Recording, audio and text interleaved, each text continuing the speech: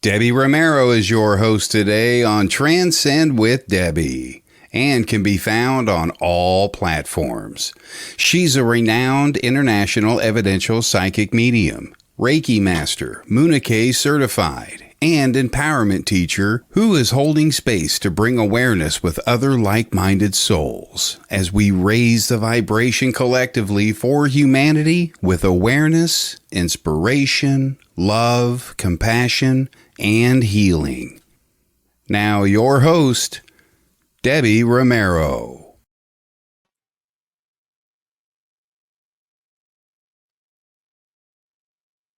Hey, good morning, good afternoon, and good evening, wherever you are in the world. I have next to me my friend, Mr. Phil Shaw in the house. Thank you, Phil, for being here. Good It is an honor. Yeah, it truly is an honor. We finally were able to meet together and honor a spirit and community. I know you were going to be my January 1st kickoff, and Spirit's like, no, girl, we're going to bring them in June, and we're going to get that middle buzz going. And so I love, finally did it. Yeah, I love how it all is coming together. And right now we are on a new page, Phil. This is like so cool. We are now on Find Me a Medium. Isn't that awesome? Like, that's very cool. I know. So yes, Miss Jenkins, we got a lot of hellos already here. Michelle, Jennifer McCormick, Mike Egan. Hey, got lots of hellos already popping in hot. So we want to say thank you to Derek Akora's page. I am a guest medium host with them every Wednesday at 7 p.m. Things Network, 11 a.m. PD time. Sacred Spiral, I am also a host on their page. And now Find Me a Medium. And of course, we're running live on multiple pages. Different links will be placed in the comments. For those that are following, give my guy Phil a follow and all our pages a follow. We want to say thank you to Sacred Spiral, Kelly Brickle, who is the producer, who has allowed us to unite together. And there's like 10 pages going strong right now. And without her behind the scenes, none of this would be possible. Veronica doing her hard work, Jeremy York, happy birthday, Jeremy York, and Things Network. And on top of that, we got Samantha doing the work for Derek Akora's page. We're running hot with all the people behind the scenes. And because of them, this is why we are able to do what we do. So thank you, first and foremost. With that being said, Phil, I know a lot of people are wondering, who is Mr. Shaw? Would you mind just letting the world know a little bit about who you are and what you love to do? Yeah, good, Debbie. Thank you very, very much. Speaking for myself, it's been a very, very amazing journey since I moved into the world of spiritualism, mediumship, and psychic development in my late 20s. And since then, the world has really kind of opened up to the work that I'm doing. I've been incredibly lucky in as much as I've been mentored by some great mediums, including Gordon Higginson, Ursula Roberts at the Arthur Findlay College, and the wonderful, distinguished Mrs. Ivy Northage at the College of Psychic Studies in London. So it's been a very colourful journey. It's been very unpredictable. It's been very full of the most unexpected surprises and revelations, really, because I had no idea what to expect when I moved into the world of mediumship and spiritualism. And suddenly, as I said before, the whole kind of world, my whole world, changed literally overnight. And I suddenly realized that I had a gift which I wasn't really terribly aware of before. And suddenly it just kind of happened. And I started seeing and hearing and sensing people's auras, reading people's auras. And I was needing some help, obviously, because when you leave that kind of work unchecked, it can have quite devastating consequences. So I was very mindful of the fact that I needed to be taken in hand by very experienced teachers and mentors and coached in the very best possible way. Right. And that happened for me in, again, very unexpected ways, but in ways which truly benefited my development and progress in spiritualism. What a beautiful unfoldment. And you say your 20s and you didn't know you were sensitive. What sparked that awareness for you? I mean, wow, Gordon Higginson and the teachers that awareness, Debbie, was really, it happened really when I was, when I was socializing, when I was with my friends. We were out in pubs and restaurants and whatever. And after a few glasses of wine or a few pints of beer, I would start to become, obviously, what I know now, very psychically, mediumistically open. Yes. And I had no idea that that was potentially very, quite dangerous and vulnerable to be vulnerable to those kind of influences when one hasn't been trained to deal with them. Right. So I would start then to say to various friends, I have, your uncle, your mother, your father, whatever, here. Yes. They're giving me a message for you, not really caring whether they believed in what I was talking about or not. I just gave them the information. And then, of course, they would, be very shocked and surprised. And how do you know that? Where did you get that from? How could you possibly understand that? And I had to explain that I was starting to be aware of external spirit, and how they were communicating with me, and the fact that I felt I needed to offload this information to them.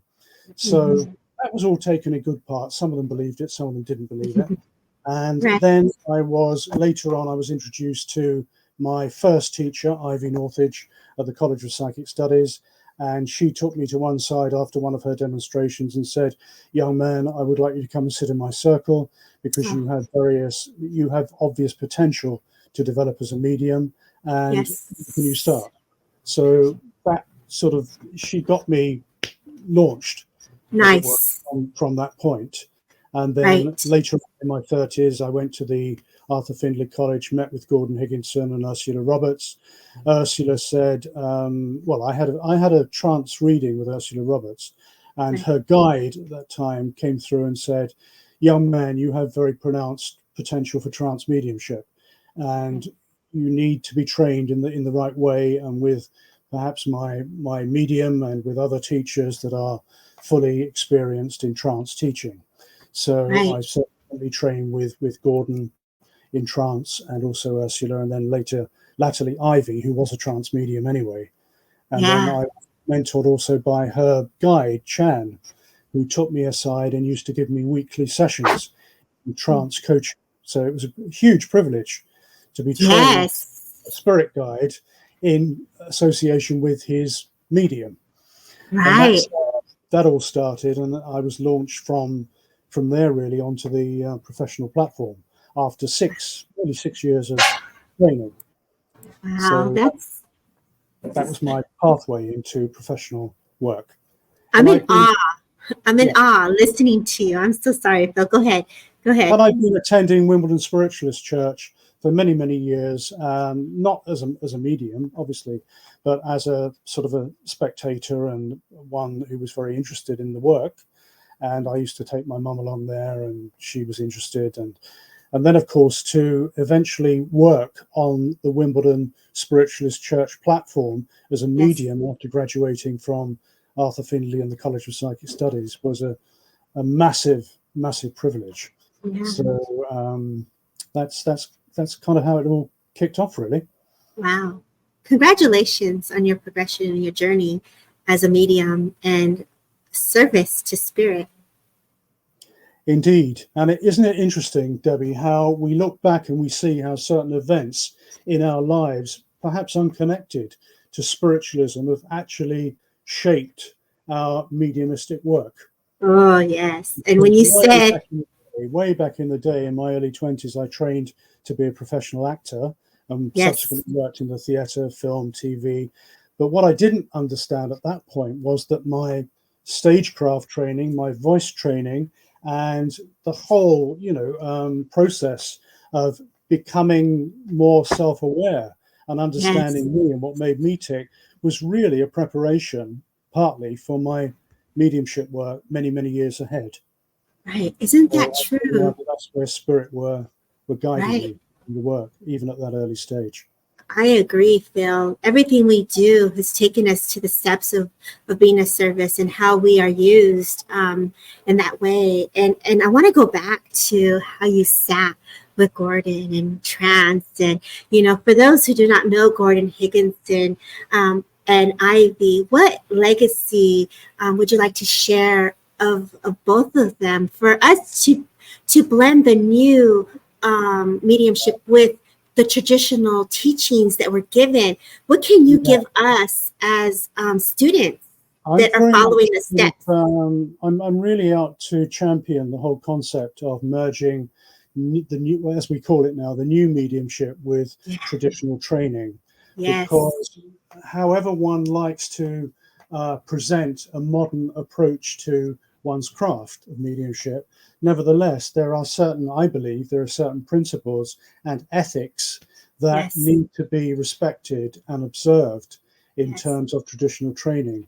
And that's certainly what I received and many, many other people received from Gordon, from Ursula, and from Ivy. They were very hard taskmasters, but they were kind and respectful, and they got the results. Because not through intimidation or through any other form other than love and a passion and a desire for wanting the best from their students. I agree. That's the yardstick for any teacher of mediumship, to want the best from their students and have an understanding and a sensitivity as to how that ability can be produced by them. And that's a lot through building their own confidence. I'm sure you recognize, and many others do, most definitely, many young mediums who are very, very potentially gifted, but that are not able to allow themselves or choose not to allow themselves at a certain point in their development to let themselves go, to become more vulnerable, to become more open to spirit. And this is what they need, and this is what I teach at Open Platform. Thank you. I teach all my students to be aware of the fact that we as mediums are intermediaries. So it's a three-way process. There is the recipient of the message, the audience member. There is us, the medium, and there is our spirit guide or guides, our helpers, and then the communicators. So really, it's a four-way process. But the mechanics, as such, are done by ourselves and our spirit guides and helpers, because we are the two that hopefully are bringing the two factors that are bringing everything together. Right. So you're tuning to all the energies and frequencies with all the souls and connections of energies, and be able to hold that link and anchor that energy to deliver the energy of presence. Yeah, absolutely. Absolutely. And of course, Gordon was a great economist. He didn't like any waffle. So if you try to embellish a message or use jargon that he thought was superfluous to the actual demonstration, he would come down on you for that and say, we don't want, I feel, we don't want, I think that, we don't want, give us clear fact. So I have your father, he's 5'10" or medium height. He smoked a pipe. He had a moustache. He passed with a heart attack. He lived in such and such an area. He grew up with such and such. He'd had this education. And the message he is wanting to give you is this. Da, da, da, da, da, da, da. Finish. Yes. So it was that clear cut. Yes. Very direct. No moving around the houses and, tying it all up. Boy, have times changed with all the memories and evidence, but I love that teaching. You could feel the structure, you could feel the energy and the directness of where it's coming from. I think, Debbie, we're at a very interesting and demanding, in a way, crossroads, certainly with church services, because although we want to respect and honor the traditional form of service and mediumship, nevertheless, it's important to be able to relate to the younger generation that are coming in, that don't necessarily respond to that particular type of demonstration, as in the old school. So therefore, it's about bringing perhaps a more relaxed and flexible approach into a more traditional format and foundation, and then working from there, developing a personality of your own, really, and your mediumistic work. Right. So finding the rhythm finding the rhythm of the flow of the energy. I was just teaching my students this weekend, so I love how this is coming up to the surface. So those that are listening, you have an idea of what a reading can stem, the foundation of a great reading and how it could unfold. And then you're giving the message and sharing the evidence and the story of the spirit. The narrative is so important, really. And so much beauty. I find it quite annoying when I see professional mediums working and they say, I have a gentleman, he comes in as your grandfather or your uncle, he's medium height with dark hair, and this is the message. And they jump straight from that. So they miss out evidential mediumship and jump straight to a message. Yeah. You see, and now my roots, my sort of legacy from Ivy and Gordon is to tell the story of the communicator, to be able to give sufficient evidence for the recipient to be able to say that is 100% without any shadow of a doubt my husband, my brother, my mother, whatever. Right. And then you've done that, you've cleared that out of the way, and then you can move to the message. Absolutely love that, Bill. As you have progressed in your journey and you've seen the changes of how the work has flourished, what would you like to add to sparkle of healing or of inspiration to those that are listening right now for your legacy, and what you would like to have us hold on to and open up based on what you feel can continue on your behalf? What would you like us to know?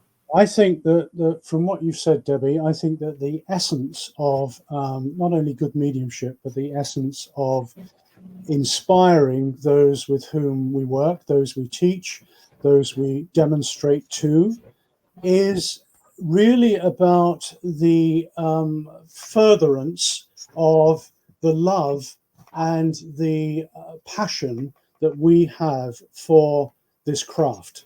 Yes. And I call it a craft because, like acting, I had to learn my craft. Like me in mediumship, I had to learn my craft. So it's about conveying that the beauty of not only the preparation of the craft and then the demonstrating of the craft, but also imbuing one's mediumship and one's speaking and oratory with love and with that ability to connect. And there's a very specific, as you know, there's a very specific technique vocally and mentally to connecting with an audience. Yeah. You know, it's one thing to be able to stand on a platform and just deliver information without making a connection at all with the audience, just a mouthpiece. And the other way is to actually survey all the people in the church or the people that you're addressing and to bring them into your field of consciousness, quite consciously, to bring them in so that they feel part of the process. They feel part of that love which is being transmitted from the spirit through the medium into the place of celebrating mediumship. And celebrating the story of the impressions that were left within our hearts of those that we love. Absolutely. To feel into the essence of someone and the love that they embody, that is a gift that we're filling into, and the energies of a living, so a soul that was living, that it continues to live on. We're filling into their existence. Yes, there is a sacredness. We must remember that we are also healers, not in any big-headed or egotistical sense, but as mediums, we are healers. We are working on a healing vibration when we are giving evidential mediumship and giving messages. Right. Because just a word or a sentence or a mood that is conveyed through the medium from the communicator, which the recipient recognizes absolutely 100% to be that particular person. Right. That in itself can bring a healing, can bring a renewal, can bring a regeneration and a reconstitution of that. I agree. Person. Thank you, it's a Phil. massive responsibility. And, when I hear certain people saying, well, I did this weekend course in mediumship and now I'm writing to all the churches to try You and I know this is a dedication. It is part of who we are. We embody this.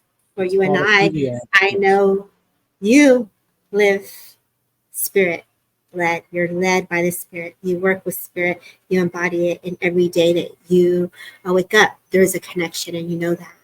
And it's so important to live it every day. Apart from our demonstrations and our readings, it's so important that we live it personally, and that we live the tenets of spiritualism and spirituality.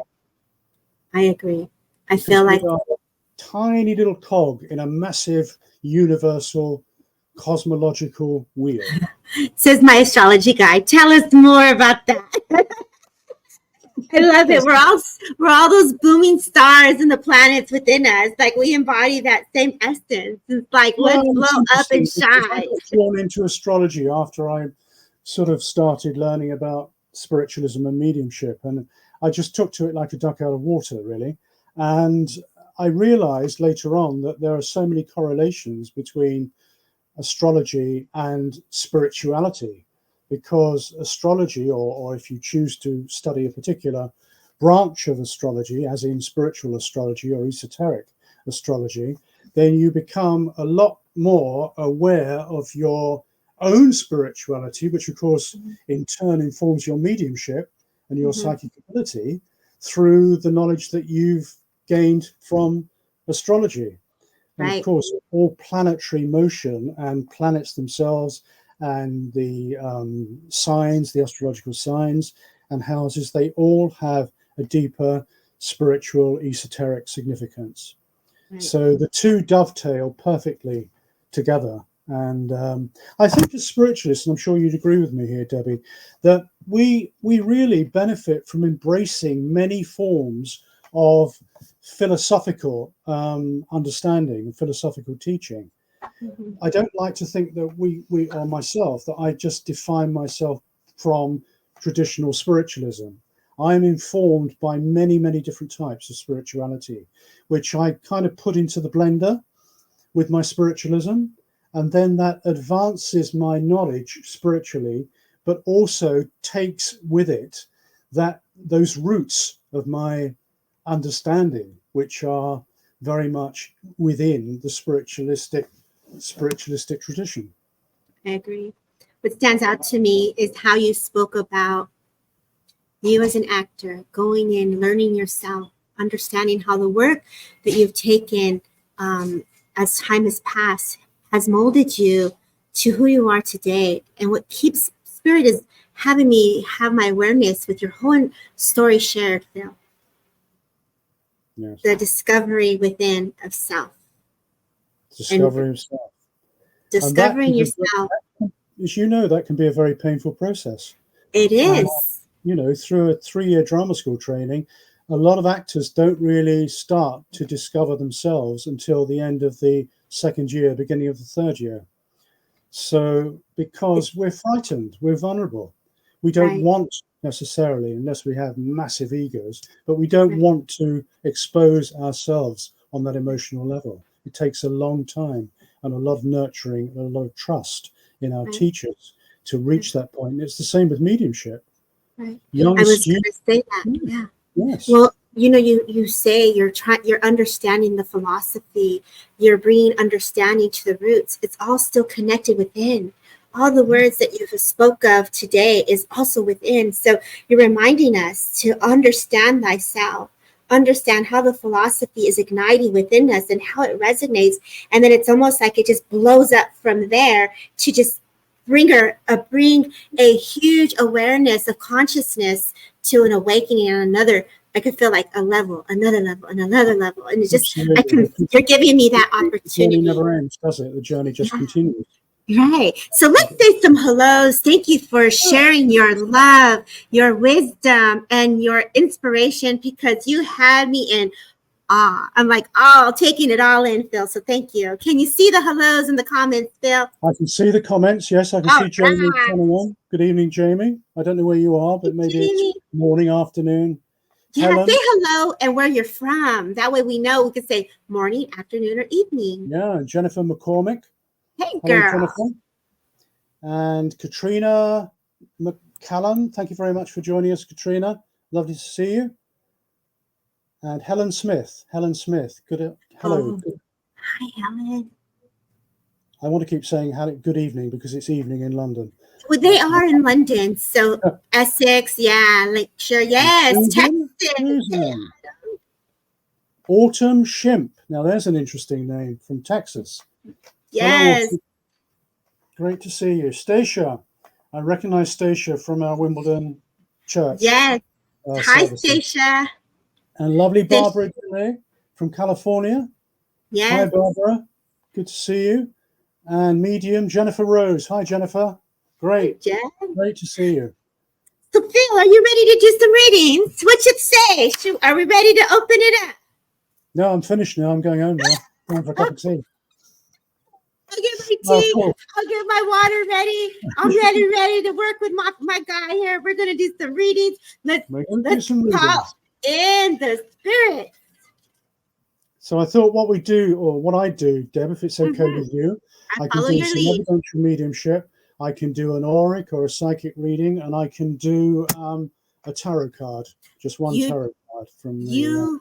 flow, and I watch, and I will have your back. I'll come right after you, and then you go again. Whatever you feel guided, you go ahead and do your thing, Mr. Phil. Okay. I just received a message this afternoon, as I often do before a demonstration. And I'm going to give out this information because hopefully it's going to be relevant to one of your viewers. And this communicator was an elderly gentleman, shows himself mid-70s. He's about average height. He had very neatly parted hair, quite thinning and quite sort of grey, but still some dark in his hair towards the end of his physical life. He was taking me into his garden and showing me rhododendrons and peonies. He was also talking about a tree at the end of the garden where he lived, on the right-hand side at the end, that was very abundant with fruit at the appropriate time of the year, but then obviously was fruitless when the bad weather came. And that would kind of make him feel a little bit low and a little bit down, because he loved the summer. He loved to see the growing fruit, the growing flowers. He said he had a message for his niece who would be here, because he wanted to get a message to his sister. So he is an uncle with a message for his niece. He said that before he passed, he had some stomach issues and that he was starting to use a cane. He used the word cane as opposed to stick, right? Because he preferred the word cane in the last months of his life. He's talking about the town of Littlehampton in Sussex in the UK. He's talking about Ronnie Barker and watching Ronnie Barker, the comedian, actor in Porridge on TV. That was a TV show. He talks about a condition of myocardiac infarction. He also says that where he lived in his little bungalow, there was something wrong with the doorbell and you had to keep on pressing it to make it work. He also talked of Heather. He refers to himself when younger as quite a rebel. He said, I didn't want to ever fall in line. He speaks also of a 3rd Battalion. He seems to have had a few friends in the military. He talks about a man called Roy in spirit now. And he also shows me, and this is coming through to the message for this particular recipient, he shows me a compass and says that the message for his niece is that she's navigating a difficult situation which is becoming clearer in her mind, but that she's still uncertain as to whether to pursue this particular direction. And her uncle is encouraging her to follow her instinct. And because she now has most of her ducks in a row, metaphorically speaking, she's only hesitant because this is very much a new type of venture for her. And therefore, she's very, very hesitant. So that was the message that he gave me. That was the information that he gave me.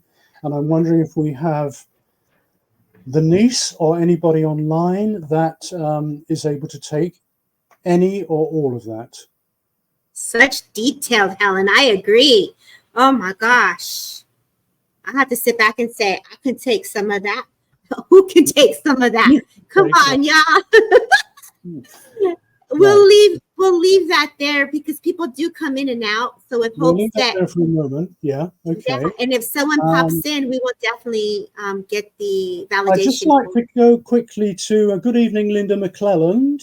It's nice to see you here. And Linda, I'd like to come to you, please, with a spirit communicator who claims to be your grandmother, your mother's mother in spirit, because she's talking to me about the abundance of flowers that were at her celebration of life event.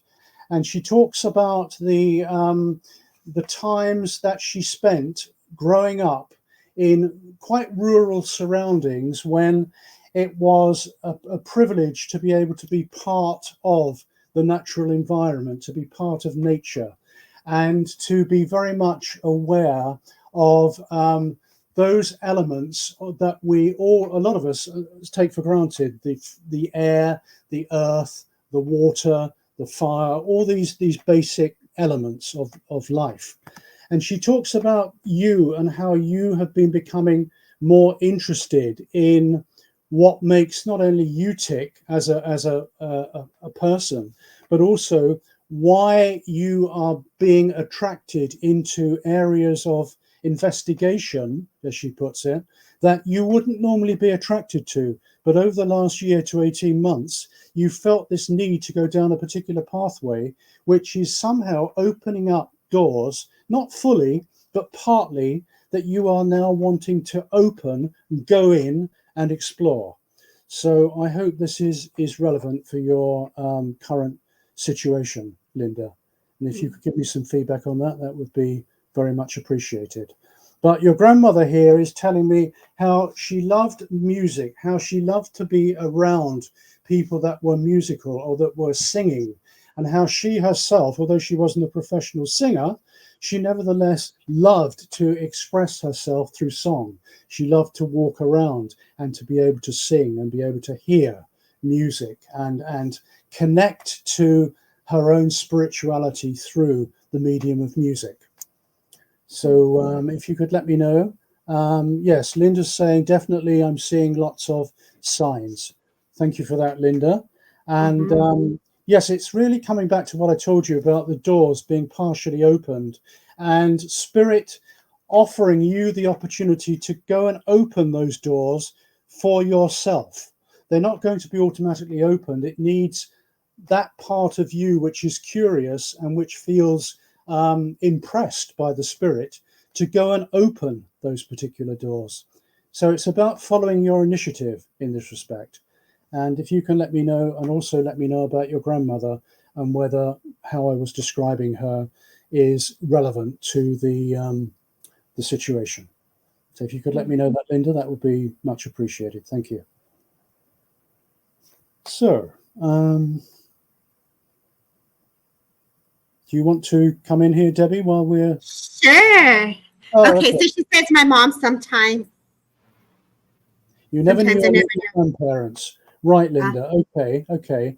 Because she says that, your grandmother says that there was a time in the family, I want to go back now about 5 or 6 years, when your own mother, she felt very, very low and very despondent about a situation in the family that didn't seem to be improving or picking up in any way.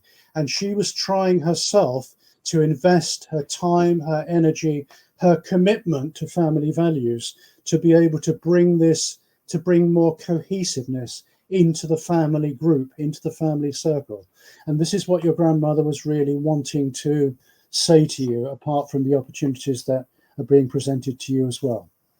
So and would she understand that, Linda? Let's see if she understands that, Bill. Let's see, where are you at, Linda, girl? Oh, good to hear about my grandmother. Oh, beautiful job. Okay. And if you can just confirm what I've just explained about your mother and that situation of her feeling quite low those few years ago, 5 or 6 years ago, when she was trying to pull things together. But everything seems to be coalescing now more in the family unit, and you've been helping with that as well.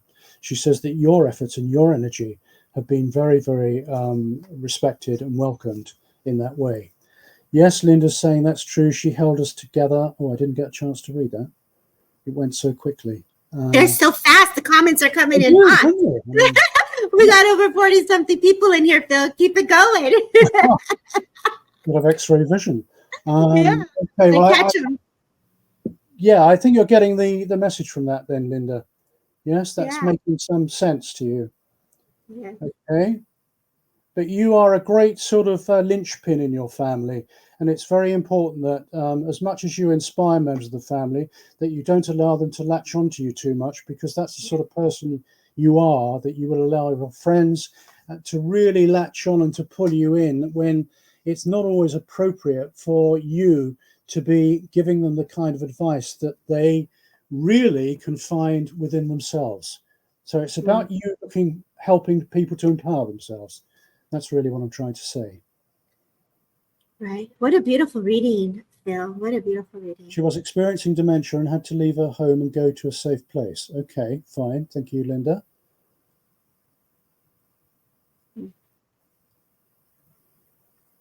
Right. There's still very much, Linda, this sense of your mother being a big kind of force within the family, and not just to her immediate children. Spot on. Right, within the family, bringing people together and making sure everything is well balanced, and that, you know, not with a rod of iron, but just with a gentle presence and an ability to bring that cohesion into the family. So that's really your message, Linda. Thanks for working with me. Beautiful job, Phil. Let me see where I'm going to go here. A lot of people coming in and out. So let's say some hellos and let us know where you're from. Brilliant reading, amazing healing in such detail. God, let's bring in some more spirit to see where I'm going. Everyone, let me know who's here so I can see where I'm guided to go. I feel like I would like to go with Carol McDowell. Carol McDowell. And feel free to jump in anytime, Phil. But you know, Carol, for me here, I do feel like my arms are hurting. I feel Spirit is acknowledging the energy within yourself. You know, how it is to lift and how your body is just trying to get forward. And I feel this gentleman that steps forward, and he was coming in and out as Phil was talking. And as I connect to him, thank you, Carol. And as I connect to his essence and to his energy, I know I'm clearing my throat. I know that there is this memory of, you know, going in and out of consciousness where I'm feeling like I can see you, but I also know that you were there. And I feel that that's significant. If you would understand what this gentleman, who feels very much like a father, Carol, is who I'm connecting, who is acknowledging you and your well-being at this moment of your energy and how you're feeling, if you would understand this. And I'm just going to wait for the yeses and nos. I know he's taking me to his chest, and I know that there's some things going on as I feel like I'm, you know, like I just felt fine, and all of a sudden it was almost like my chest has some aches or some discomfort, tightness within the chest. I feel here is the sense that he impresses upon me. Carol, if you would understand this. I know that he was very active. I know that he liked to work with his hands, because originally, all of a sudden, my hands here, I feel like I'm working. I'm in the yard. I feel like I'm in the heat. I feel like I'm sweating is the sense that he gives me. And I feel I can understand this. Dad passed you here. Oh, God bless you. I'm so sorry. And wasn't with him. And so I know that as this energy steps forward, I feel like I'm just outside and in the heat. I'm trying to stay hydrated. And I feel like I'm just trying to gather my steppings with him, which makes me feel like I would have had some walking issues with the way that he's impressed. And, you know, there's this feeling of being at the doctors, going to the doctors, and it was just very overwhelming is the feeling that he gives me here. And this is a way that he did not want to live, is a sense that he gives. I feel like I want to be reminded of dancing and free-spirited. I feel like I would have had a great suit, a black and white suit, and I would be dancing, and I just would love to have fun. And I feel like I was this, yes, he worked outside and had bad hips for walking. Yes. And I feel like as he brings this forward, I just feel like I want to be reminded of the Joker, of the laughter, of the fun. And like, I feel like I'm at a celebration or a party that either took place in May, because I feel like I'm celebrating, I'm dancing with you, and I'm very present with you in May. And I feel like I am the joy of the party is the sense that he gives me. I know that the month of November and December were very challenging months, as he makes me feel the energy just take a little drop there. And I feel like just wanting to have the family close and wanting to be under the tree and, you know, just being there, giving the gifts. And I feel like the presence of his essence is also there. I feel there's a dog, a golden retriever that steps forward. That's either in a picture where he was sitting on the side of the couch. They make me feel this couch had greenery and pink roses. So I know that there is definitely this sense of that. Yes, my grandson's party. Yes, December and November. And he was very much celebrating with you. And as I feel into his energy here, it's like the holidays, Christmas, right? Like opening up the presents. Like, wasn't this the best? And I just feel this smile across your face when you got a gift. And I feel like when I look at this, either this is like jewelry, rings, and I just want to give this jewelry to you. As I say this now, a woman steps forward who makes me feel like I want to feel in her essence as a mother. And as I feel into her essence, she shows me the diamond and she shows me the ring. And I feel that this brings you joy. So I know that you either have jewelry of hers, and I have to say this brings you enlightenment and joy is the feeling that she gives me. I know that when I feel into her energy as well, I feel like I'm also getting tired towards my end of my journey as my knees start to hurt and I'm sitting in a wheelchair, and I feel either a form of dementia or a form of memory care and this loss of where am I today. And I feel that you are very much part of I'm so sorry, Carol, on all of this that you've gone through, but she's just making me feel like you were part of her care, and she looks up at you, and you were such a strong supporter of her. As I feel into her essence, she really did rely on you. As I looked at your picture for a quick glance, I know that you also had a resemblance of a strong resemblance of her. And I know that you have a doily that is on your dresser top, because she shows me the handcrafted type of doily that was long. And I feel like you have her belongings there. And I feel like notes are, I feel like as I cough this energy out, I feel like this is her with the cough, but it was a dry cough. And I feel like you had to take notes for her appointment. And she just shows me, you're just like, oh my gosh, I have so many things to do. Your mom also didn't want to be that burden on you, but yet she was grateful for the care that was given. Reminds me of me taking care of my mom and how I had to take that big old wheelchair and put it in the car. And she just looked at you like reminding you of how strong you are. Those wheelchairs are, no, this is your sister. Okay. So she's showing me how strong you are. And I feel like when I first feel mother and when you go into sister, I'm going to bring a different essence here of some form of Cancer. So I had two different souls that I'm connecting to. So as you shifted that, Carol, I would say I have father, I'm acknowledging mother, and now I'm going to go into the essence of your sister because the energy just shifted for me here. Would you be able to understand the illness with the Cancer? She was like my mom and had to write everything down, and she was passing, stayed with her until the end. Yes. And so with this being said, I have your mom, and I loved how Phil talked about how we're working with the essence of spirit, you and us, all blending together for their love to be shared together right now for you. As she places in your hand, whether this was her jewelry or a brooch or a pin, whether this was a symbol pin of Cancer or something here symbolic to her illness, I felt that she was giving you this memory of how you were by her side, but also symbolically, I see the butterfly. So you know that the monarch butterfly, which is the orange and the black with the specks, is a way that you remembered her. So she says, and she leaves in, you see, we're just that thought away. You see, you can see me. You see, you can hear me. Your TV gets a little bit of a snowflake of the paranormal feeling of the vibrations of the changes of the TV. You looked at your phone and you see the 444s. Cancer, as my brother is getting an end of life, as I said he would away days ago. I understand butterflies. Wow, Carol. So they're really all stepping forward for you right now in acknowledgement of what you're going through. And they are holding you in this container of love. So I say thank you for just allowing me and Phil to hold space and spirit for you at this moment. The message for stepping forward is to say, you got this, girl. You're strong, just like you lifted that wheelchair. over, just the way you were there holding her hand or taking care of your mom and being there for your father with those thoughts. Keep them in the frequency of pure love. So I leave you with their love. I thank you so kindly, Carol, for letting us hold space. God bless. And I'll pass it back to my friend Phil here.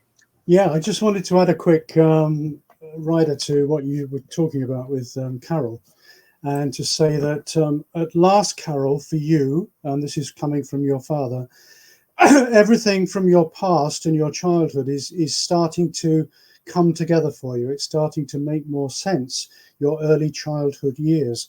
And you've been trying to put that either into some form of writing or some form of journaling to help you understand how you were, what you were thinking, why you were thinking it, and so on.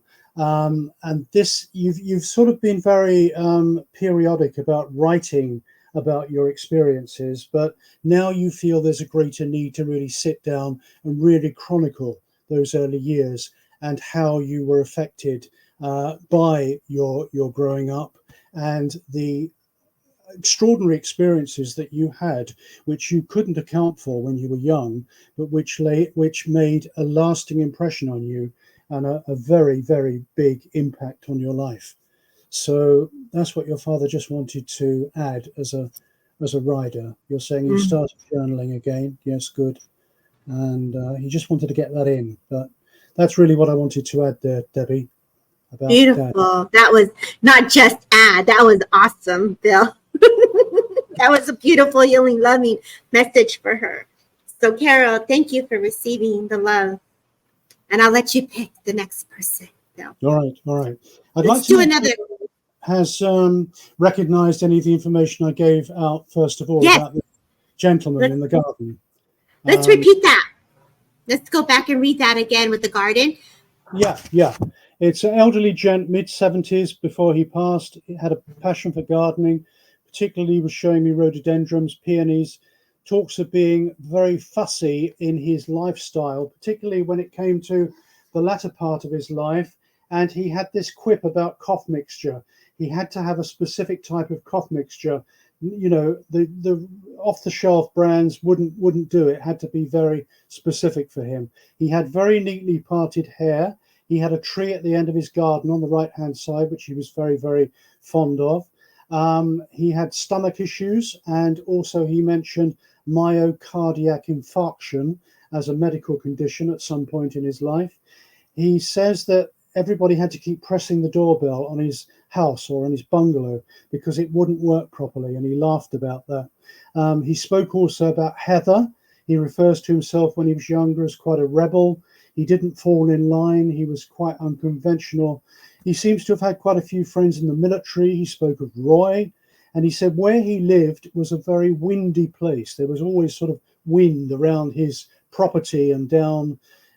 He talked about Littlehampton in Sussex. So whether he lived there or whether he just visited, he didn't say, but that was very specific. And he wants to give this message to his niece to convey to his sister, all right? Because apparently niece, or even a friend of the niece, is here tonight in the audience. So if anybody can take that.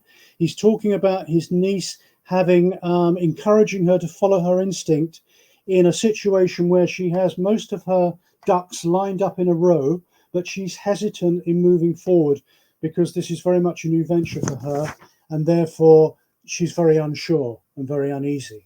But he wants her to know that this is the green light. This is the time to move forward.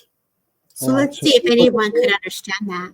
I'd like to really place this gentleman because he's quite insistent about getting this message through. So if anybody has a friend who has this uncle, or you recognize the uncle of this friend, please speak about this. Thank you. Now, while we're waiting for that, I'd like to come to, if she's still here, Noreen Hill, who I believe is located in the Wirral. Because as your name came up, Noreen, I was very drawn to your energy. So if we could see if Noreen's still here, please. Noreen Hill, love, are you still here? Let's do a roll call. Everyone, let's see who's here. Roll call. She's still here. Yeah, thanks, Noreen. Linda McCallum, excuse me a moment, is saying she can understand and feel it could be Uncle Huey. Oh, and you did read for her earlier, did you not? I read for you earlier, Linda. So if you don't mind, if I can just read for Noreen, and then we can backtrack to if it is your uncle, we can do that after I've spoken to Noreen. So good evening, Noreen. And yes, I'd just like to say to you, Noreen, that you spent many, many years trying to overcome this lack of confidence and this ability to be able to walk into a room and feel easy with the people if you don't really know them or if they're strangers. But even sometimes with people you know, you feel sometimes that you're not ready or able to offer words that you feel people need to hear from you. And that's something that your spirit friends, your spirit guide, is saying very clearly to me.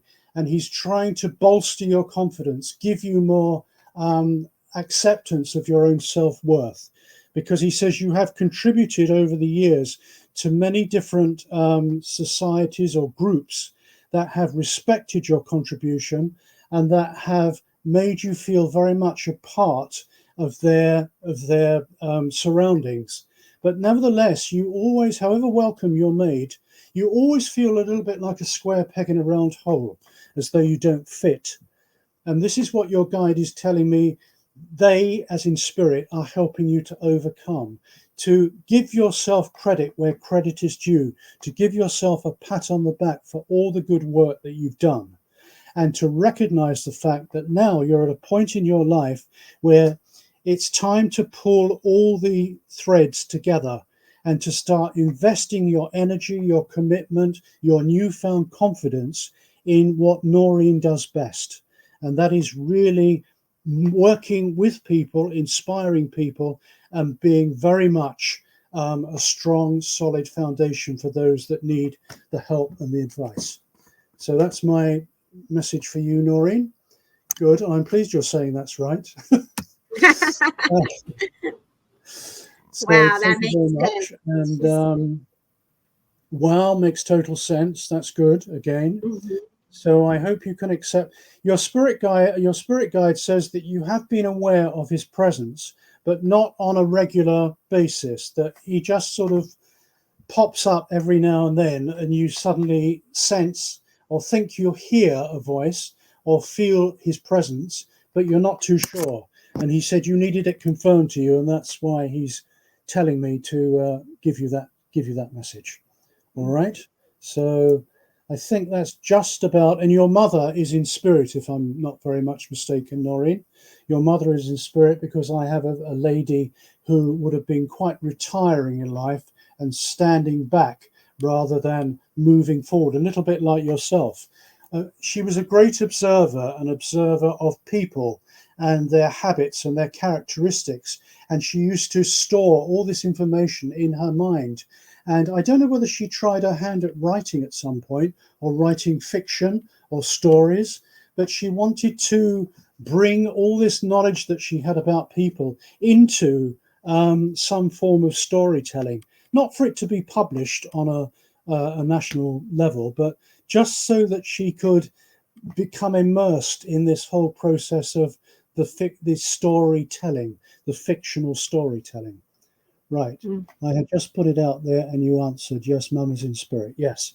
So if you can accept that information about what your mum was doing in terms of words, she loved to play around with words and language. She was fascinated by language and other cultures, and bringing this all into her imagination and trying to put it into some form of storytelling and narrative. Okay, Noreen, I hope that has given you some validation for yourself, and also for the fact that your mum is very much around you. And she's just laughing because she says that you don't seem to normally eat beetroot, but about a week ago you had some beetroot. It was either given to you or it was in a jar in your kitchen, and you decided that you would try this beetroot, and you were surprised because you actually quite liked it, and it was something that you thought you would never eat. and that you didn't like, and you'd never have a taste for it. So that's what she is. That's what she's telling me about the beetroot. So thank you for working with me, Noreen, and God bless you. God bless you, Noreen. That was awesome. Beautiful energy there. Did you want to go back to Linda? Yes, you have her character. She did automatic writing. Thank you, Noreen. That's good confirmation. Thank you. Mm-hmm. Oh, Linda, yes. Now to come back to Linda. Yes, the first one that you wrote. Thank you, Debbie.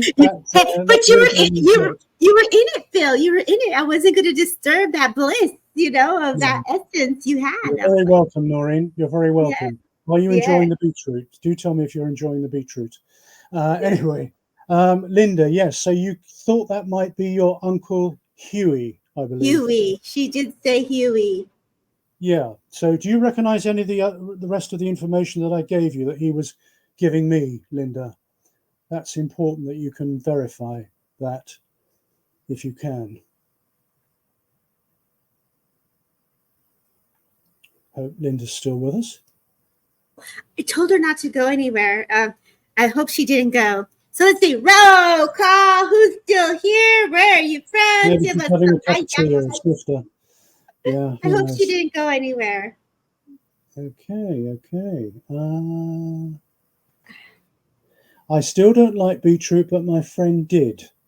I love beetroot. Oh, you still don't like beetroot, but there's something about beetroot here.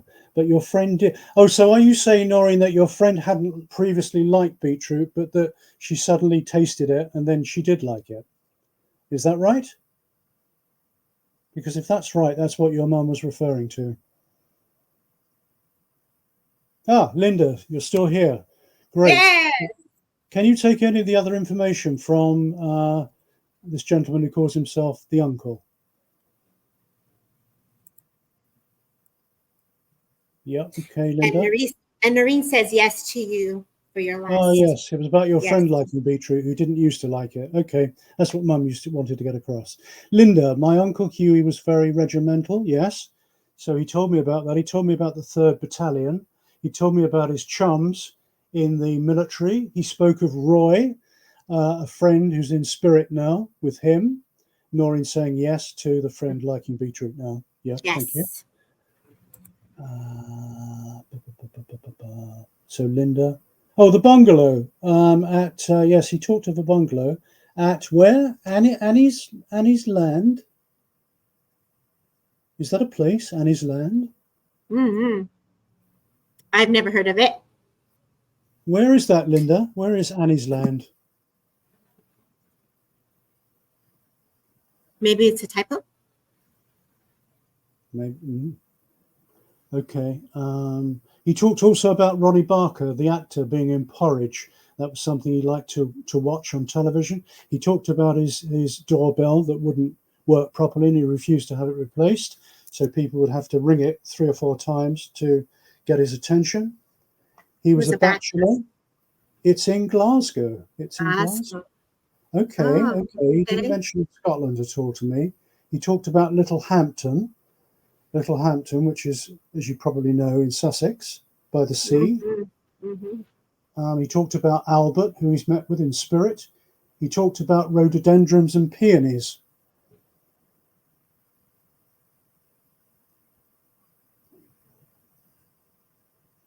He was a bachelor. Well, that figures because he didn't mention a wife or any other people living with him.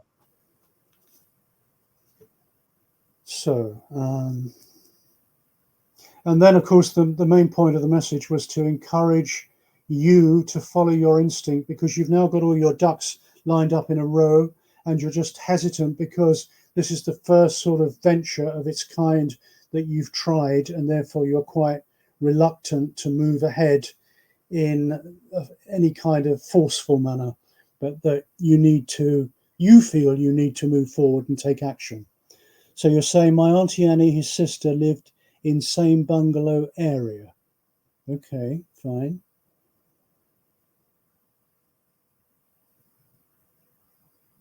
Are the rhododendrons and peonies familiar to you, Linda? and the tree that he talked about at the end of his garden on the right-hand side.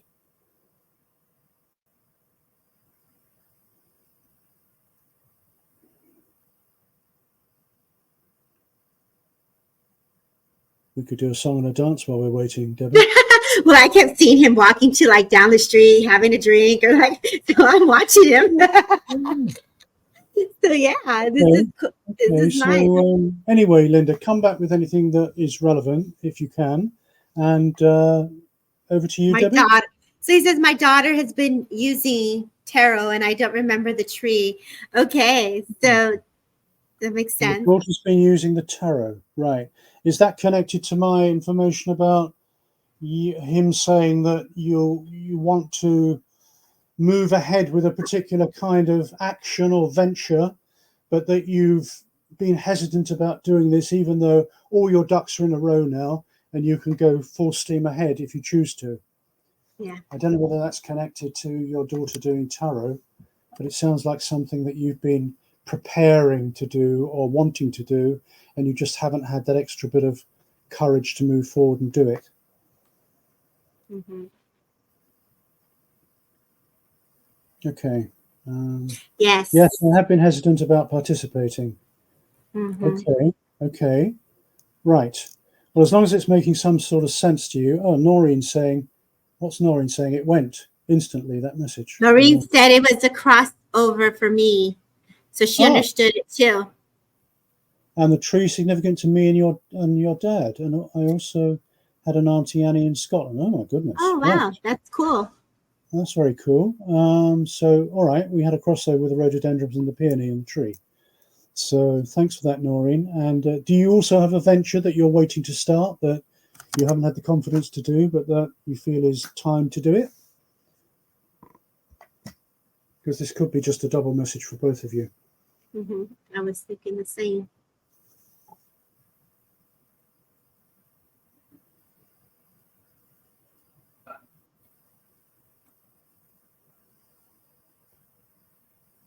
Right.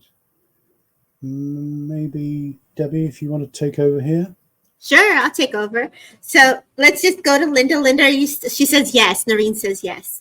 Great. So I feel like as you were talking with Linda, and you read her earlier. Yes, you read her earlier, and this was an additional reading too. So her family obviously was coming in. If I were to fill into Linda, let's go into Linda. Time now, seeking symbols. So if I fill into you, Linda, please let me know. As my awareness comes to your essence, I feel like my chest, I'm heavy on my chest. So I know that you are holding on to a lot of emotions is the sense that I get. I feel you're very visual and you can see a lot of things happening. And so Spirit is asking you to step out of the energies and take time for self. They're asking for you to bring yourself to pause, whether this is a meditation or whether this is in a way to acknowledge what next steps to take for thyself. I feel whether this is going to be with work, I feel like this is Spirit just saying, and I have a gentleman here who feels very much like a father who is giving me this information, if you would understand this as well. I know that Phil had a connection to your Uncle Huey, but I feel a father that's stepping forward that makes me feel into the essence of the lungs and the breath with him, if you would understand this, Linda, a yes and a no, and I don't know.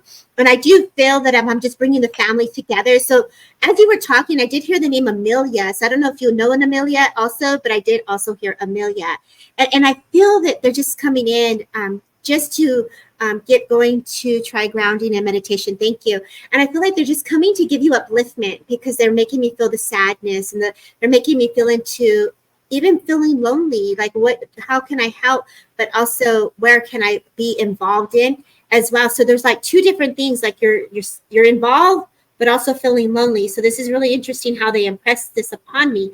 So I say to give yourself an opportunity to breathe through the energies. Give yourself an opportunity to let things unfold. You hear Spirit very closely, and they make me feel that you can sense them as well. If you would understand, my dad always helped people to learn like a teacher, You're very good at manifesting is what he's telling me. So when you go in, think about what you really want because your desires will flourish is the sense I get.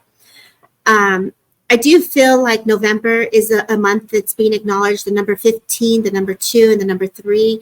I do feel as if I were to look at the, I don't know if there's on the house the number 22, whether this is an apartment or a home. They're showing me the number 222, or excuse me, the number 2 and 2. I feel like it's a cream house that I'm looking at. And I feel like I just want to bring family back together. So there's healing around separation with the family, and they're showing me like a reconnection here.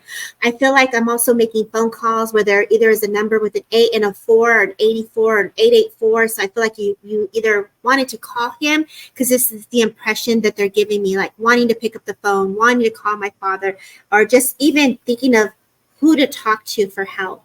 So when we're having all these outside emotions, this is why they're saying go within, pause, and spirit's got you. So I'll leave you with their love. I say thank you, Linda, for letting me hold space for you.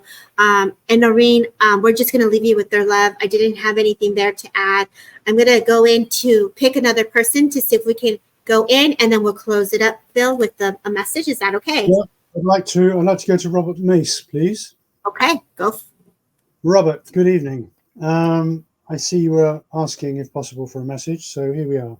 Now, I've got a very strong sense of your grandfather, your father's father, in spirit, who says he doesn't make a habit of coming through to give this kind of communication, and wouldn't have had a great deal of time for this when he was in the earth body. But nevertheless, he says he feels he has to come and to congratulate you on championing yourself against very difficult odds which presented themselves to you particularly in the last 2.5 to 3 years, because he said that's been very much an uphill struggle for you, both physically, emotionally, and mentally. And he wants to congratulate you on coming out. He said you haven't completely come out of the other side completely yet, but you are emerging again into the light of your own self-understanding and awareness. He's also congratulating you on standing up for yourself, being, he says, the man that you were meant to be, and finally owning your own self, your own integrity, and your own self-worth. He shows me mountains, and he talks about your journey being very much one of having to climb mountains, metaphorically speaking. He also talks about you feeling very much in the wilderness many times in your life, when you felt you had nobody to call on, nobody to help you, and you managed then to pick yourself up from your grassroots and really stand tall again and get on with the job in hand. That's what he says you've always done, got on. Let's see if he's still here. Let's see if he can understand this. I don't see him commenting. Robert, are you still here, Robert? Oh, yeah, very true. There we go. He understood it. Yeah, that's good, Robert. I hope you can understand all that. He's also giving me the dates of January the 24th as a birthday. He's also talking about April the 18th for a passing. He's also talking about the symbol, showing me the symbol of brothers in arms. So whether that was a familiar slogan to you and your friends in some kind of organization at one point in your life, but it's like symbolic of this particular place or society, brothers in arms. And while he talks about that, a young man came in very, very quickly, very eager to make his presence known to you, and said he was either a best friend of yours when you were young, in your sort of late 20s, early 30s, or you were becoming very, very good friends, and suddenly he passed. And he said it was very much a case of too little, too soon. That's how he explained it to me, but wishes to be remembered to you, and says he appreciated the times that you shared together and how much of an inspiration you were to him, and how you were able to lift him up without you knowing you were doing that, but to give him that extra fortification and that extra confidence that he needed. And he said, unfortunately, I didn't have the stamina or the wherewithal to withstand the trials and tribulations of everyday physical life. And that's important. But he said, you helped me through that period very much, which is helping me now in my spiritual progression. So that's your message, Robert. And I hope you can understand that. What a beautiful evening having you here with us. Thank you. Yeah. Beautiful messages, Phil, and thank you for being a guest on Transcend with Debbie, on Things Network, Sacred Spiral, Derek Akora's page, and Find Me a Medium. It's been Yeah, the energy was just marvelous. I could feel the bliss of all the messages and healing. And I just want to say thank you for being a service to spirit and the community and the journey that you have shared with many. We appreciate you. Thank you, Phil. Would you like me to do a closing prayer? Please do. Thank you. I'm very fond of this Native American Indian blessing, which I often do at my Wimbledon Spiritualist Church services. Teach me how to trust my heart, my mind, my intuition, my inner knowing, the senses of my body, the blessings of my spirit. Teach me to trust these things so that I may enter my sacred space and love beyond my fear, and thus walk in balance with the passing of each glorious sun. Beautiful. Thank you, everyone, for tuning in. We will be back Wednesday at 11 a.m. PD time, 7 p.m. UK, and come back at 1 o'clock where you can see my girl, Kelly Brickle, on Psychic Hour. You guys have a beautiful rest of your evening wherever you are in the world. Thank you, Phil, for the beautiful blessing prayer. Thank you. Thank you, everyone. Take care. Good night. Bye-bye.